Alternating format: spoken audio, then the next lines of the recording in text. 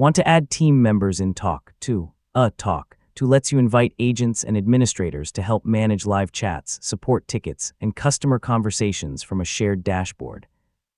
In this guide, I'll show you how to add team members in Tawk.to step by step in 2026. Let's get started. First, sign into your Tawk.to account. If you manage multiple websites, select the property where you want to add a new team member. Next, click Administration in the left navigation menu.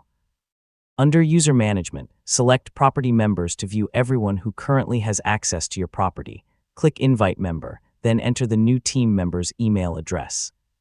Choose the appropriate role, such as agent or admin, depending on the level of access you want to provide. When you're ready, click Send Invitation. The invited team member will receive an email invitation.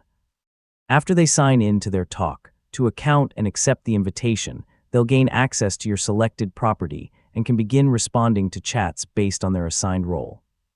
Finally, return to the property members page whenever you need to update permissions, change a member's role between agent and admin, resend a pending invitation, or remove someone from the property.